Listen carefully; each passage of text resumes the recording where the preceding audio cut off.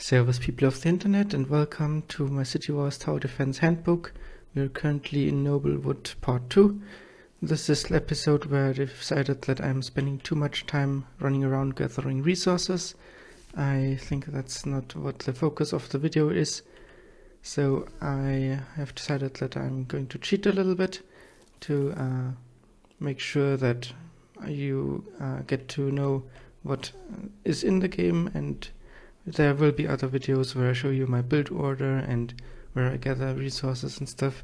So for now I'm just going to put an OP tower here, which will deal with the mobs and make sure that I have more time for explaining. And I'm also going to give myself some resources. As you can see, that should be enough. And yeah, I hope you understand. Good, let's start with the normal basic stuff. Crafting table, saw bench, spinning wheel and forge. We already went over the Fletcher table and the weapon crafting table. Like I said, I'm going with the order in which they are listed in the wiki, which is not necessarily how you should build in normal games. So yeah, that's just as a disclaimer. You should first build like your crafting stuff and gathering huts, and the weapon stations kind of come after that in normal matches. Okay, we are here with the magic wand table. So what you can get here is the apprentice wand without upgrade. The upgrade requires some iron, so we will do that later. And basically what this is another ranged weapon. And if I press right click, it will fire some magic missiles here. Let's wait for the next wave. And if you look in the bottom of the screen, there is a blue bar, which is mana. So unlike the other ranged weapons, which use projectiles that you have to craft, this one doesn't. It only takes mana, which recharges automatically. So it's basically on a cooldown. But of course, it also decreases the durability again. So you will have to see what you want to do. This one I think unlocks with the forge here, so you do need some coal and stuff, so it's a little bit further back in the build order. And so yeah, that's like the difference towards the other ranged weapons.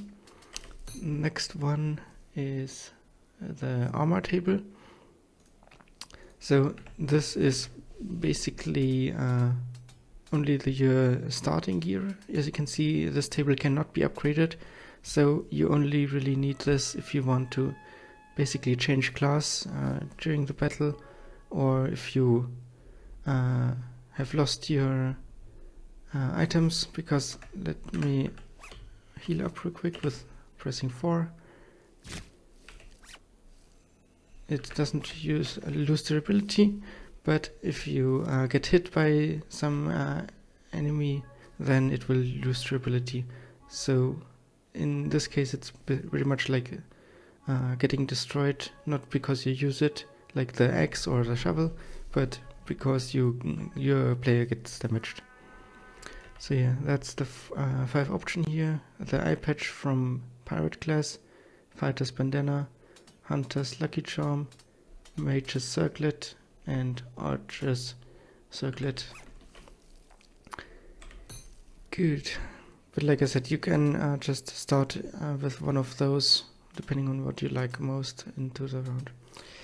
Anvil, this requires iron, and we are going with the wiki. So next up, since we already covered the forge last time, we're going to place down the lumber camp. As you can see, this is red in a lot of places. So if you like to try it, try to build it into a wall or where there's a lot of trees, it will not work. but if you place it down, let's see, let's find a good spot. Let's put it here. There's a lot of trees here. Yeah, here next to the road. You can see a lumberjack is spawning. He puts down his rack and he starts chopping down trees around. Once he has cut down a tree, he will go back to the rack and fill it until it is full. So what you can now do is just play the game and then come back and collect the logs. Now there's 2 in here. We can gather them, and the wood chopper is just going to continue working here.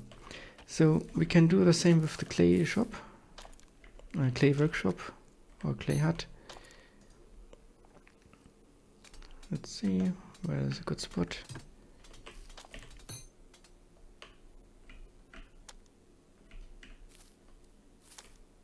Yeah, let's just use this.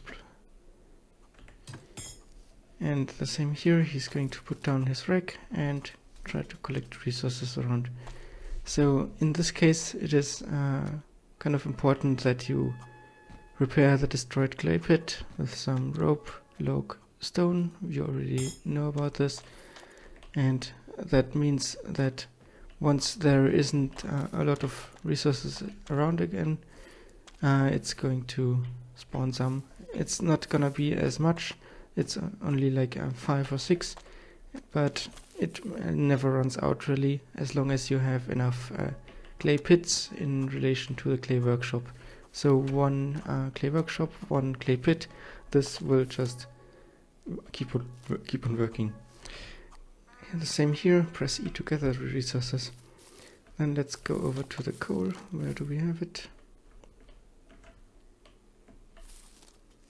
Let's see, maybe on the map we can see it. No. Here we have sheep. Oh, it was right next here. Good. And then let's put down a coal workshop. As you can see here, we have some vines. So when we put down the workshop above it, then it will destroy the resources. So you need to be a little bit careful. But yeah, just make sure that you have enough other resources, and if you have like not a lot of trees or not a lot of vines, for example, make sure to not place them on that location. Here we're also going to repair the coal pit. So that is the first 3 camps, workshops, huts, or whatever you want to call them, and those will collect the basic resources that you have discovered in Noblewood. Let's see, the lumberjack is going further and further away, but he has almost filled up this thing. So in the meantime, you can gather some sand, some rope, and some coal. So let's gather some coal here. Some sand and some rope. You already know how to do this. And then there is in the materials or iron area, iron bar area, you can find this white wall here and place a TNT. That will open up the wall. So when you see some of those white walls, there is usually iron behind. You can also see it on the map. It kind of displays the area that's a little bit like outside of the normal map. That's how you can easily find it. And then you can just let's get some tools here, because there is one specialty. Because you can mine the iron that's on the ground, so they kind of look like the clay and coal. But you can also, like that was with a shovel, but if you have a pickaxe, you can also mine those other iron spots. Later on you will also have a camp for this, but for now you just have to do it manually, and you can also repair this iron pit here. Okay, the lumberjack should have filled up this now. As you can see, that's a lot of wood, and he returns to his house. He says he doesn't have any more racks. So one thing that you can do if your workers aren't working, you can try to slap them. That basically resets them if they are somewhere. For example, let's see with this coal miner. He's now here. Press Q to cancel.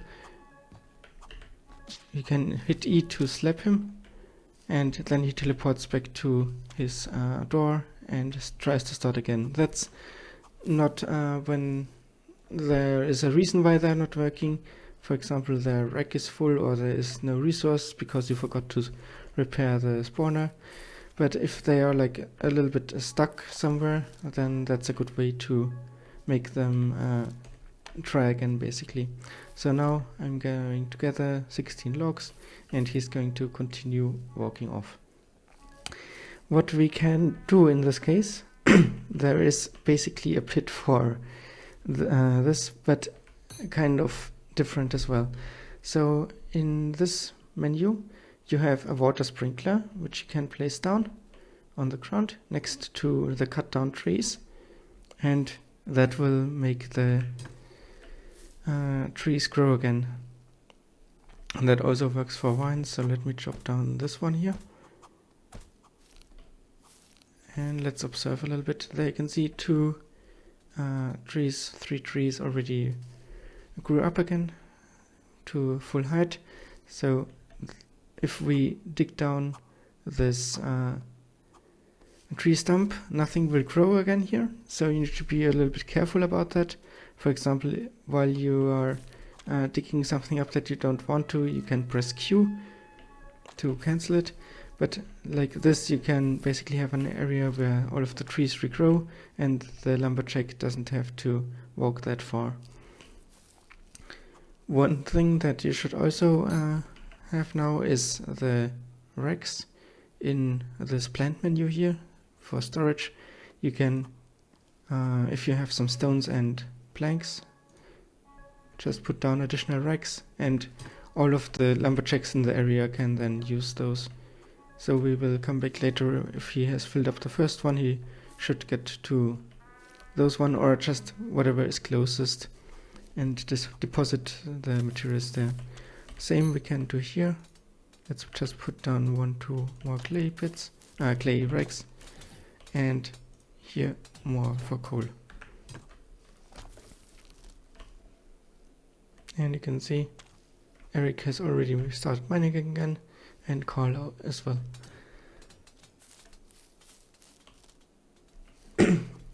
Good, let's just observe this real quick, because then I'm going to move over to the other stuff again.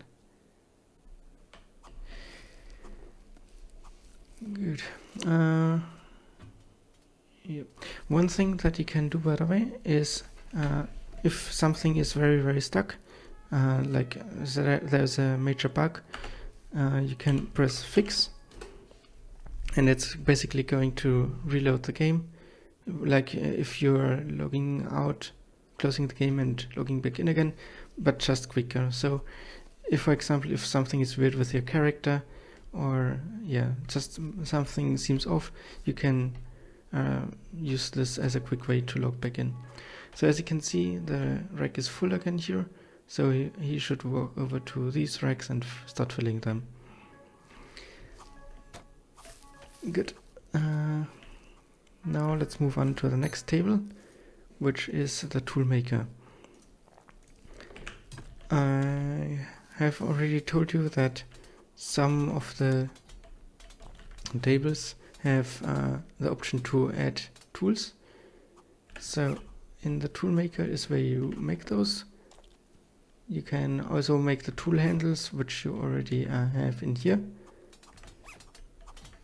And the stone chisel, stone punch and saw in the first row before you upgrade it. the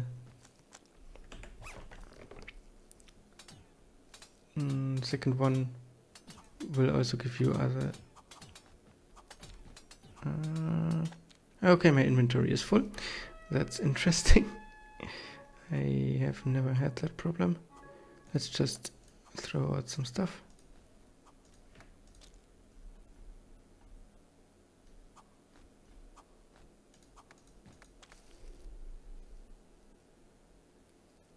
Okay, so let's go over here. If we add the stone chisel, you can get a stone scythe, which is kind of an important item, because there is 4 sources for vines. So one is chopping down the normal vines.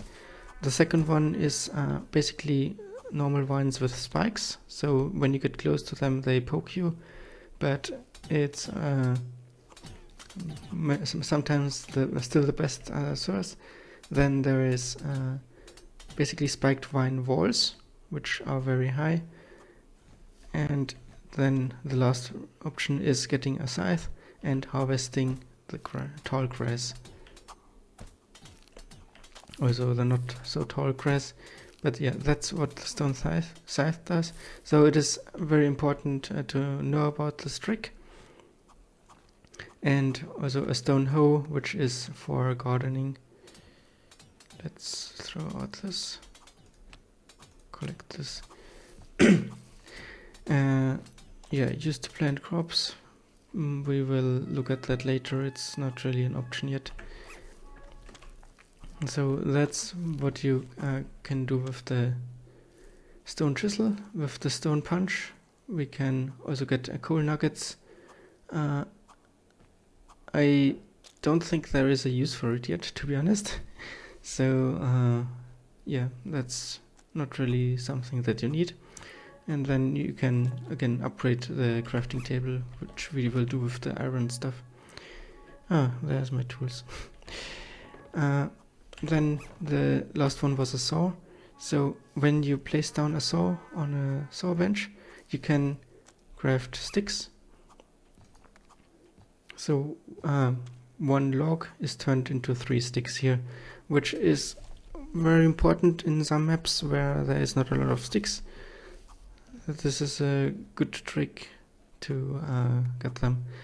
The one important thing about it is to craft the saw, you need a stick, so you should be a little bit careful in that you don't spend all of your sticks, or if you see, okay, I might need a saw later, just do it in the beginning, because afterwards it's going to be a little bit hard.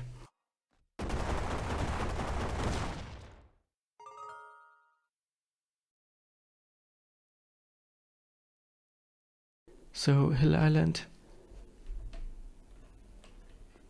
Here we also have a lot more space, which is very good. Let's put our tower here.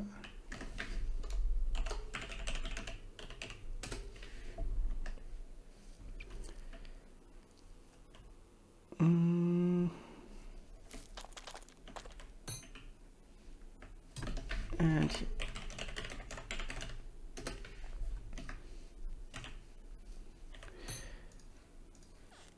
1, 2, 3, 4. Next up is so that's all the level 1 tools. Yeah, let's just skip to the next one, anvil, clay pit, coal pit. From there, I think it's most important to talk about the pits first, because then later on we will jump into the world of iron. So if we see our coal pit here, we can repair it. We can also make a coal workshop, and he will start harvesting stuff. However, let's put down a few more, give them some place to store.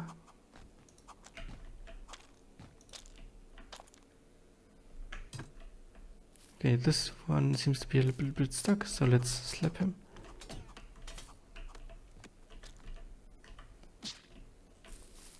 Let's see if that works. Okay, he's getting stuck on the grass.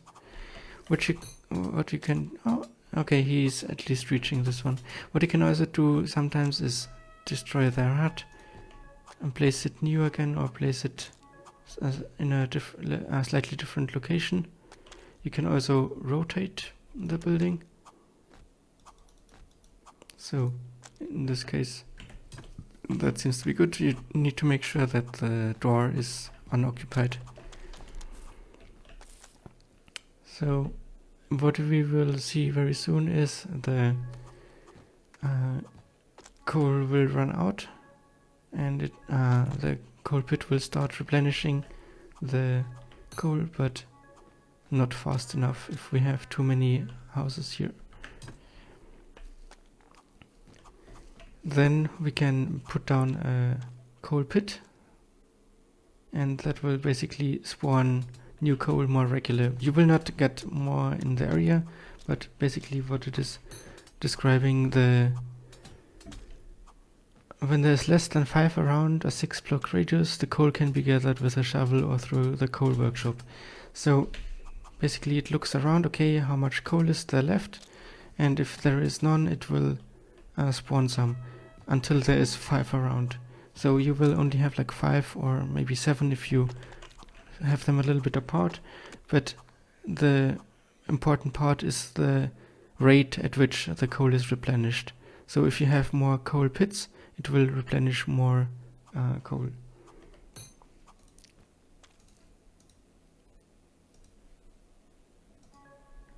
As you can see, there's only one resource left to collect, and now they're just standing there. It's actually been replenished.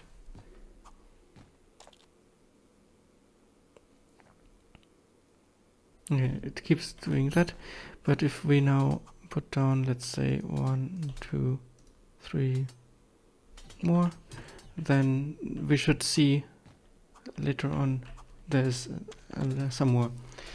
So that's with the clay pit the same, but just as general information, you will need more coal than you will need clay.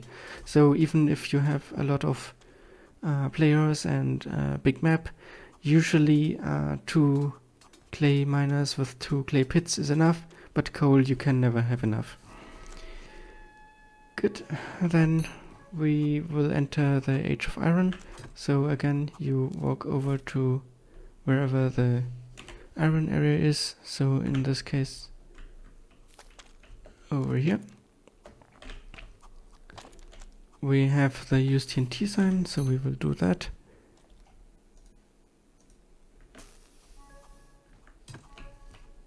It will blow. And now we can access the iron. So once you have collected the iron ore, let me get some just for demonstration.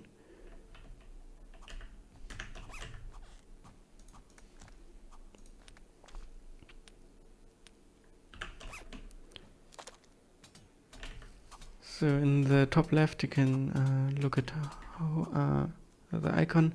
So basically it's some small rocks for iron ore. You need to upgrade your furnace with clay brick and a plank. So we already have that. Let's upgrade it. We can get the stone bricks, and now we can also get the iron ingots. So what you need is the iron ore and some coal. What you can also do is shift click to craft the maximum amount, or shift right click to stop crafting all of it. So that's a good trick. Also when you have a chest, we can put all of it here manually, but we can also shift click, left click, like hold down shift and left click to transfer them instantly. So that makes you more efficient and saves a lot of time. Good, we have now iron, so we can put down the anvil. And in here we can make some more weapons, which is an adventurous sword, with which also can uses iron and a tool handle, or the short spear. Basically melee weapons. You can try all of them. They have different enchantments and so on. And yeah, I think that is all the... Okay, let's collect all of this. So that's all of the items that you can build. So let's look more into the upgrades. So I'm gonna go again with the order of Fletcher table first. So you have the basic weapons, then upgraded, some more advanced weapons. This one requires a clay brick, for example, but the ammunition is still the same. And then this next one you cannot get. There is kind of a red bar cominium, which is used for upgrading the level 10 towers, but this pink purple bar is not in the game yet, so that's the maximum for this table. That was very easy. Weapon crafting, kind of similar. We already saw, okay, the sailor's cutlass gets upgraded, this doesn't get upgraded yet, but if we have an iron as well, we reach the maximum level. As you can see, you cannot upgrade anymore, and we get the spiked knuckles or the captain's razor. And yeah, those deal quite a lot of damage. If we compare this, 14 to 17 damage, 2 to 6 damage. So yeah, it's definitely worth it to get those. Same with the magic wand table. Here we only have the apprentice wand, but if we have iron and a tool handle, we can upgrade the table to level 2 and get a crooked wand, which is kind of the direct upgrade. It's just for it has like different upgrades and so on. This is the cominium ore, by the way. That's what you need for level 10 upgrades. And with the crooked wand, you shoot the same missiles, but you will deal more damage and have some different upgrades, I think. So that's basically like elemental wizard. And you can also get the burgeoning rod, which is what I recommend for most scenarios, because let's see if we can get some experience here. Yeah, 3 levels of experience. So at the start, the burgeoning rod just shoots projectiles like the normal one. So let me skip real quick. As you can see, I'm dealing a nice amount of damage, but if I upgrade this with the K menu and unlock Wild Fury, then you can also see the yellow numbers, and that's basically your wild power charging. And when it says wild power is maxed out, you will no longer deal get yellow currency. But if you hit depending on in which hand you have it, now I have it in the right hand, so I hit 2 and I transform into a cat, which deals more damage, but you also lose your clothes. That's kind of a little bug, but you have to live with it, I guess. And then again, right click, wild power maxed out, hit 2 and you're a cat. So let's upgrade that a little bit more.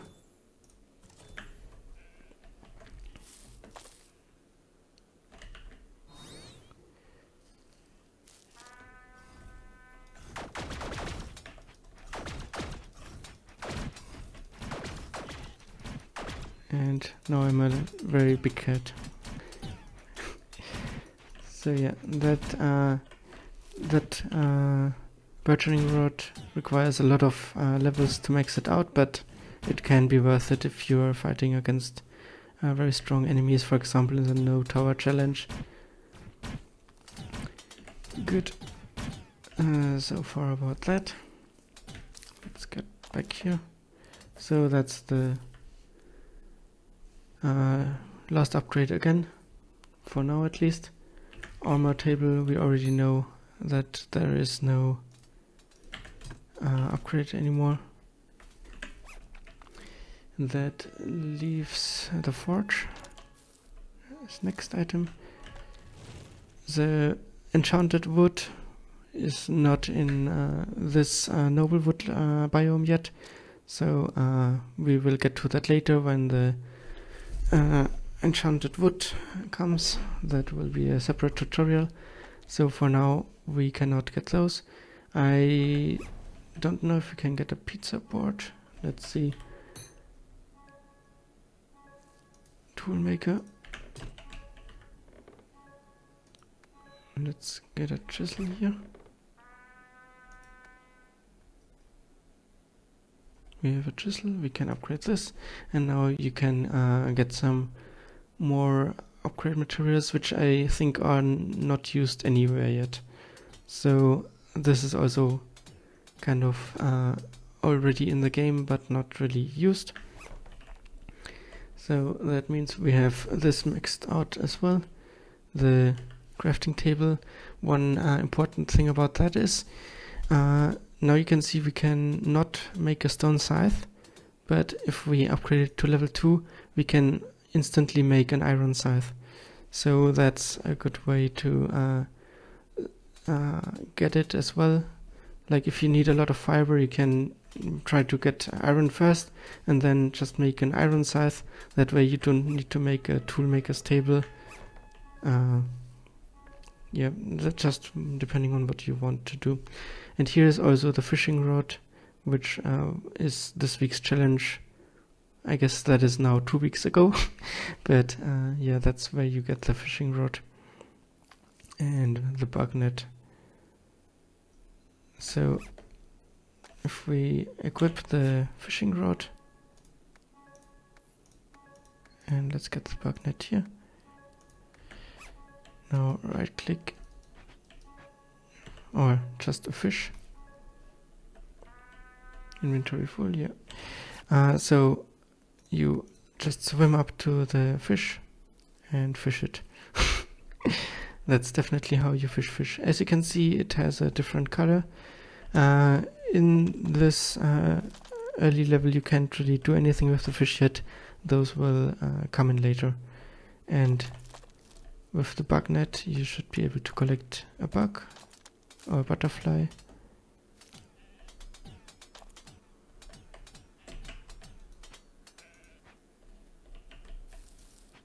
I've never actually tried this.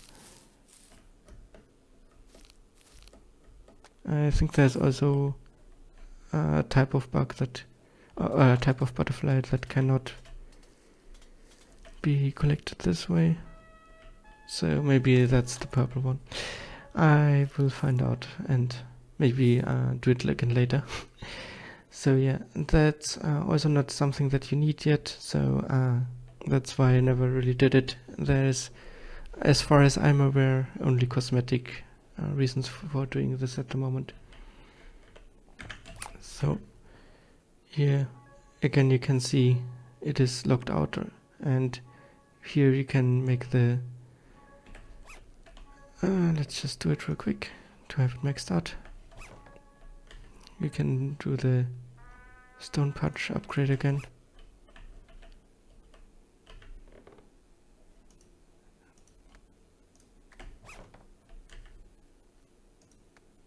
And that basically integrates the Fletcher table into your crafting table, and you get the option for coal nuggets. Good, I think. Oh, a boar. Yeah, I think I'm going to have to do a separate video about mobs. but for now, let me check the anvil real quick.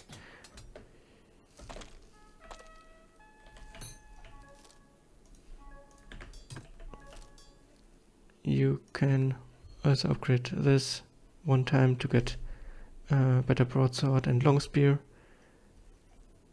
I guess they are self-explanatory and you can try them out yourself. That means we have experienced everything here for now. I'm just going to exit this map real quick, and if I can find the exit.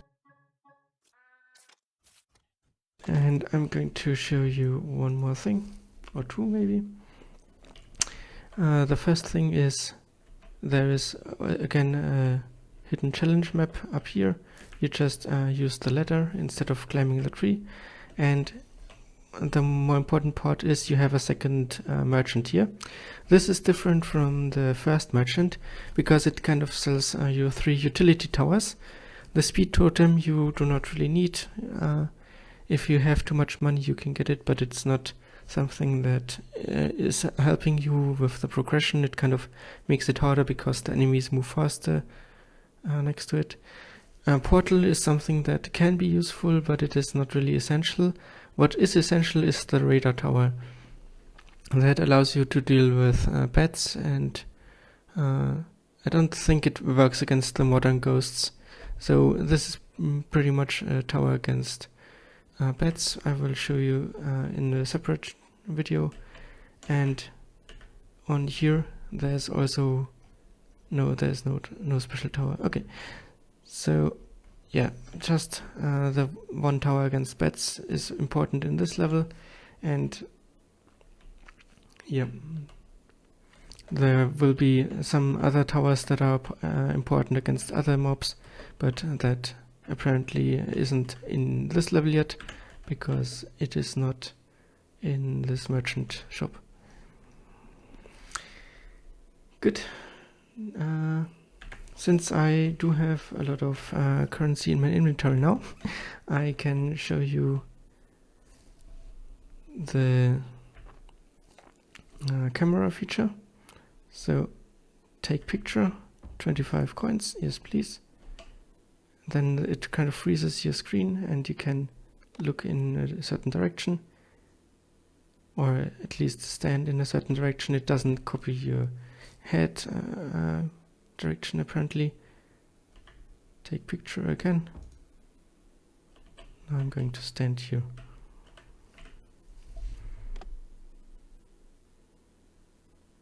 Very beautiful. And that now is in this photo album. You can see the last 2 are mine, and then there's pictures from other players. You can also do something very interesting. For example, if you have unlocked an emote, you can turn into a chicken or something else and take a picture.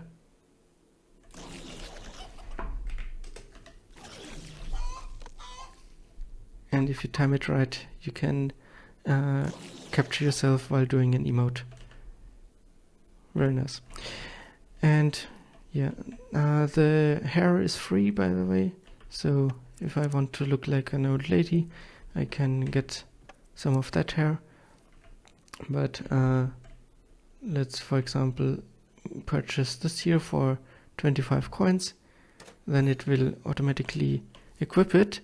But if you go up to a dresser, I still have my t-shirt in my inventory, so I can put that back on.